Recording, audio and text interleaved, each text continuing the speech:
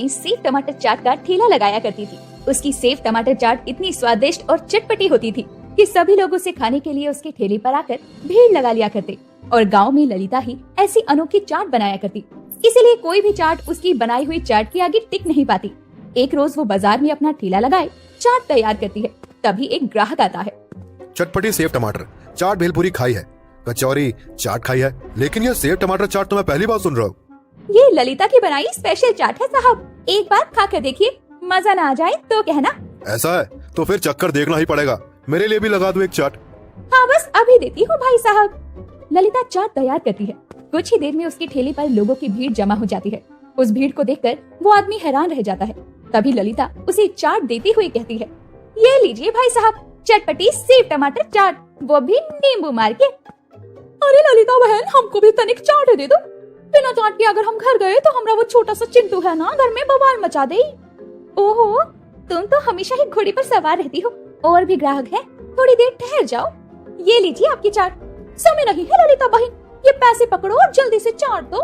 तभी ललिता सभी ग्राहकों को जल्दी जल्दी सेव टमाटर चाट बना कर देती है और उसके पैसे का बक्सा धीरे धीरे भरता जाता है और ग्राहक भी चाट खाकर तारीफें करते हुए कहते हैं, वाह वाह, क्या स्वादिष्ट चाट बनाई है भाई, मजा आ गया। एक काम करो बहन, थोड़ी सेव टमाटर चाट पैक भी कर दो। पैक नहीं कर सकती क्योंकि सेव और टमाटर दोनों ही खत्म हो गए हैं, इसीलिए आप कल आ जाना। सच में चाट बनने की देरी नहीं होती कि तुरंत बिक्री हो गई। ये तो मेरा रोज का काम है, आप पैसे निकालो। हाँ हाँ बिल्कुल, अभी देता हूँ पैसे। वो ग्राहक ललिता को पैसे देकर वहाँ से चला जाता है और ललिता भी अपना सेव टमाटर का ठेला लेकर वहाँ से घर की ओर चली जाती है। शाम के समय खाना बनाने से पहले वो सेव टमाटर चाट की बिक्री से आए पैसों को गिन रही होती है। तभी उसका पति शामू घर आता है। क्या बात है, बड़ी खुश नजर आ रही हो, आज कमाई ज्यादा हो गई क्या? ज्यादा क्यों नहीं होगी, मेरी बनाई सेव टमाटर चाट के लोग दीवाने हैं, दीवाने। ये तो तुम एकदम सही कह रही हो भाग्यवान, भगवान करे ऐसे ही तुम्हारे काम में बरकत होती रहे। आपके मुंह में घी शक्कर जी, जाइए आप हाथ मुंह धो लीजिए, मैं खाना बनाती हूँ। इस तरह ललिता सेव टमाटर चाट बनाकर अच्छी खासी कमाई कर दिया करती और उन पैसों को जमा करती ताकि अपना खुद का घर बना सके। एक रोज वो टमाटर लेने के लिए बाजार जा रही थी। एक दिन ललिता उन खराब टमाटरों को चाट में डालकर उसमें सेव मिलाकर रोज की तरह लोगों को खाने के लिए देती है और लोग भी मजे से चटकारे लेते हुए चाट खाते हैं। तभी एक आदमी कहता है, आज की सेव टमाटर चाट में अजीब सा स्वाद आ रहा है ललिता बहन। हाँ भाई साहब, आज मैंने और दिनों से बेहतर चाट बनाई है, अलग चाट का मसाला इस्तेमाल किया है, इसलिए ज्यादा स्वाद आ रहा होगा। ज्यादा स्वाद नहीं, लेकिन अजीब बासी सा स्वाद आ रहा है। अरे रे रे, ये क्या बात कह दी भाई साहब आपने, ऐसा हो ही नहीं सकता, आम भी ना अजीब मजाक करते हैं। ललिता जानबूझकर उस आदमी की बात को मजाक में टाल देती है ताकि उसकी गलती सामने न आ जाए और उस दिन उसकी और दिनों से ज्यादा कमाई होती है तो उसके अंदर लालच आ जाता है, जिसके बाद वो महंगे सेव की जगह चाट में मिलाने के लिए सस्ते मोटे सेव लाती है। आदत के चलते लोग भी उसकी बनाई चाट को रोज की तरह खाते हैं। बीतते समय के साथ अब ललिता का लालच बढ़ता जाता है और वो इस तरह ही सड़े टमाटरों का इस्तेमाल करती है। एक रोज शांता उसके ठेले पर चाट खा रही होती है, तभी उसे चाट में टमाटर का कीड़ा नजर आता है और वो चिल्ला पड़ती है, हाय दैया, चाट में कीड़ा, हाय मोरी मैया, दैया दैया, ये कैसी खराब चाट खिला रही हो ललिता बहन। मैं तो बढ़िया चाट ही बनाती हूँ, तभी तो सभी लोग यहाँ भीड़ लगाते हैं, लेकिन कुछ दिनों से तुम्हारी चाट में वो बात नहीं है जो कि पहले हुआ करती थी, और आज तो इसमें कीड़ा भी निकल आया, देखो तो कितना मोटा कीड़ा है। सभी लोग अब ललिता को घूर घूर कर देखने लगते हैं और ललिता को भी पसीने आने लगते हैं और वो हड़बड़ाती हुई कहती है, अरे रे रे, क्यों झूठ बोलती हो शांता बहन, इतनी हवा चल रही है, ये कीड़ा कहीं से उड़कर आ गया होगा और तुम मेरी चाट को खराब बोल रही हो। अरे मैं इस गांव में ही नहीं बल्कि दूसरे गांव में भी मेरी बनाई सेव टमाटर की चाट के लिए मशहूर हूँ, भला इसमें कमी कैसे हो सकती है। हाँ ये बात तो तुम ही जानो ललिता बहन, ना जाने किस लालच के चलते तुम ये सब कर रही हो, औरों का तो नहीं पता, लेकिन मैं तो अब भूल कर भी तुम्हारे ठेले की तरफ मुंह उठाकर ना देखूं। शांता ललिता को बहुत खरी खोटी सुनाकर चली जाती है और सभी लोग भी अब ललिता को शक की निगाहों से घूरने लगते हैं, लेकिन ललिता को भी इससे कोई फर्क नहीं पड़ता। उसी शाम शामू घर आता है तो ललिता को समझाते हुए कहता है, ललिता, आज जो बाजार में हुआ इसकी चर्चा पूरे गांव में है, देखो अपने लालच के चक्कर में तुम अपना नुकसान मत करो। अरे आप तो खामखा ही डर रहे हो, मेरी बनाई चाट को खाने के लिए बथेरे ग्राहक हैं, एक उस शांता के कहने से कुछ नहीं हो जाएगा, मुझे मेरे काम को कैसे संभालना है ये आप मुझ पर ही छोड़ दो तो बेहतर है। शामू के समझाने पर भी ललिता पर कोई असर नहीं होता, वो उसी तरह चाट बनाना जारी रखती है, लेकिन सड़े टमाटर की चाट खाने से बहुत लोग बीमार पड़ जाते हैं और गांव में ये बात सभी को समझ आ जाती है कि ललिता लालच के चलते चाट में सड़े हुए टमाटरों का इस्तेमाल कर रही थी। इसीलिए धीरे धीरे उसके ठेले पर लोग आने कम हो जाते हैं और एक समय ऐसा भी आता है कि कोई भी उसकी बनाई चाट खाने नहीं आता। चाट ले लो, चटपटी सेव टमाटर चाट। भाई साहब चाट खाकर देखिए, बहुत बढ़िया है। अरे दूर रखो इसे, ये बेकार खराब चाट तो मैं मुफ्त में भी ना खाऊं। नहीं नहीं भाई साहब, ये चाट खराब से तो अब कानून के मुताबिक ये जमीन मेरी हुई। अब तुम दोनों यहाँ ज्यादा देर नहीं रह सकते, बाहर निकल जाओ यहाँ से। दीदी, जमींदार साहब क्या बोल रही हैं? ये घर तो हमारा है ना, हम यहाँ से कहीं नहीं जाएंगे। लगता है तुम दोनों ऐसे नहीं मानोगे, अभी तुमको मैं धक्के मारवा कर बाहर निकलवाता हूँ। जमींदार अपने साथ आए आदमियों को बोलकर उन बच्चियों को घर से बाहर निकाल देता है। दोनों बच्ची अकेली रोती बिलखती घर से बाहर खड़ी हो जाती है। हे भगवान, हमारे माता पिता के जाने के बाद एक यही घर तो हमारा सहारा था, अब हम कहाँ जाएंगी? दीदी, मुझे भूख लगी है और ठंड भी बहुत लग रही है। दोनों बहनें चलते चलते अपने गाजर के खेत के पास आ जाती हैं, जहाँ पर सिर्फ 2 ही गाजर उगी हुई थी। ये देखकर महक जल्दी से खेत में घुस जाती है और वहाँ से दोनों गाजरों को उखाड़ कर ले आती है और एक गाजर अपनी बहन को देकर कहती है, बहन, अभी ना यही वाली गाजर बची है, इसी से हम अपना पेट भर सकते हैं। कोई नहीं दीदी, अभी के लिए इतना खाना मेरे लिए काफी है, चलो यहाँ से चलते हैं।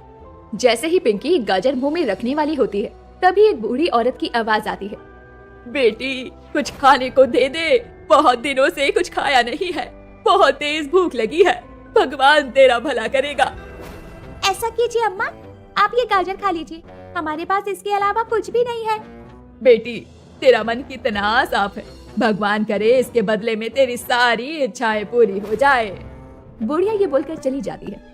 ये क्या दीदी, आपने अपने हिस्से की गाजर उस बूढ़ी अम्मा को दे दी, अब आप क्या खाएंगी? ऐसा करिए, आप मेरी गाजर से आधी गाजर ले लीजिए। ठीक है पिंकी, आज हम दोनों इस गाजर से ही काम चला लेते हैं। इतना कहकर दोनों बहनें उस गाजर को आधा आधा बांट लेती हैं और जंगल में एक पेड़ के नीचे सो जाती हैं। अगली सुबह जब दोनों बहनों की आंख खुलती है तो वो देखती हैं कि वहाँ एक मखमल के बेड पर मोटे से कंबल में वो लिपटी पड़ी थी और उनके सामने एक बहुत बड़ा घर था। ये देखकर दोनों हैरान थी। दीदी, कहीं ये सपना तो नहीं? ये किसका घर है और हम यहाँ पर कैसे आए? ये तो मुझे भी समझ में नहीं आ रहा। चलकर देखते हैं, शायद यहाँ कोई हो। वहाँ पर एक बहुत बड़ा गाजर का खेत था और वो बूढ़ी औरत उन्हें दिखती है। देख पिंकी, ये तो वही बूढ़ी औरत है जिससे हमने कल गाजर की हेल्प की थी, शायद ये इन्हीं का घर है। हाँ दीदी, शायद आप सही कह रही हो, चलिए इनसे चलकर पूछ लेते हैं। महक और पिंकी उस बूढ़ी औरत के पास जाते हैं और उसे घर के बारे में सवाल करती हैं। वो बूढ़ी औरत उन दोनों को बताती है कि ये एक जादुई गाजर का घर है जो उसने दोनों बहनों को एक बूढ़ी और बेसहारा औरत को खाना खिलाने के बदले में दिया है। वो बूढ़ी औरत कोई मामूली औरत नहीं बल्कि एक जादूगरनी थी जो लोगों की मदद करने के लिए अक्सर ही आया करती थी। घबराओ मत बच्चियों, ये घर और ये गाजर के खेत सब तुम्हारे हैं। तुम इस गाजर को बेचकर अपना गुजारा कर सकती हो। धन्यवाद अम्मा। ये बोलकर वो बूढ़ी औरत गायब हो जाती है। दीदी, ये घर तो हमारे पुराने घर से भी बड़ा है, ये कितना सुंदर है। गाजर का घर तो मैंने पहली बार देखा है और देखिए ना कितनी सारी गाजर है। अब हमें कभी भूखे नहीं रहना पड़ेगा और हमें एक गाजर को बांटकर नहीं खाना पड़ेगा। तूने सही कहा पिंकी, चल इन गाजरों को बाजार में बेच कर आते हैं। इतना कहकर दोनों बहनें उन गाजरों को एक बड़े से ठेले में जमा कर लेती हैं और बाजार ले जाती हैं और आवाज लगाकर गाजर को बेचना शुरू कर देती हैं। उनकी गाजर बेहद ही लाल और मीठी थी, जिन्हें देखकर लोग खुद उनकी तरफ आकर्षित हो रहे थे और ढेरों गाजर पल भर में बिक जाती है। देख पिंकी, जरा सी देर में हमारी सारी गाजरें बिक गई। अब मैं तेरे लिए अच्छा अच्छा खाना बनाऊंगी। हाँ दीदी, आज माँ पिताजी होते तो ये देखकर कितने खुश होते कि उनकी बेटियाँ बड़ी बहादुर है। आप मेरे लिए गाजर का हलवा बना दो ना। तो चिंता मत कर, मैं तेरे लिए गाजर का हलवा बनाऊंगी। पिंकी, माँ और पिताजी जहाँ भी होंगे ना, हमें खुश देखकर खुश होंगे। अब चल घर चलते हैं, कल भी तो गाजर ही तोड़नी है ना। इतना नहीं है, आप खाकर तो देखिए। अरे अरे सुनो तो। इस तरह जहाँ एक समय ललिता के ठेले पर लोगों की भीड़ लगी रहा करती, वहाँ ग्राहकों की जगह अब मक्खियाँ भिनभिना रही थी। इस हालत को देखकर ललिता अब अपना सर पकड़कर कहती है, मेरा लालच मेरे काम को खा गया। लालच ने तो मेरी मति ही मार दी थी। पता नहीं अब मेरा क्या होगा। सब मेरी गलती है। अगर मैंने अपने पति की बात मान ली होती तो शायद ऐसा ना होता। अब ललिता अपनी गलती पर अफसोस करती है क्योंकि उसके लालच के चलते उसका काम बिल्कुल ही बंद पड़ गया था और वो जान जाती है कि लालच सच में एक बुरी बला है जिससे किसी का कभी भला नहीं हुआ। बंसीपुर गांव में हमेशा ही हरियाली और चहल पहल रहा करती थी, लेकिन एक दिन इस गांव की इस हरियाली और चहल पहल को ना जाने किसकी बुरी नजर लगी कि देखते ही देखते इस गांव की हरियाली और गांव के खुशमिजाज लोग एक महामारी की चपेट में आ गए। इस महामारी की संगत में आने वाले सभी लोग अपनी जान गंवा बैठे, जिनमें से एक महक और पिंकी का परिवार भी था। पिंकी और महक के माता पिता इस बीमारी की चपेट में आने से अपनी जान गंवा चुके थे, जिनके जाने के बाद दोनों ही बहनें अकेली पड़ गई थी। ठंड का मौसम था और हवाएं चल रही थी। घर में बैठी दोनों बहनें आपस में बातें कर रही थी। दीदी बहुत जोरों की भूख लगी है, मुझे खाना खाना है। हे भगवान, घर में तो कुछ भी नहीं है खाने को, अब मैं पिंकी के लिए खाना कहाँ से लाऊं? ठीक है पिंकी बहन, मैं अभी कुछ लेकर आती हूँ।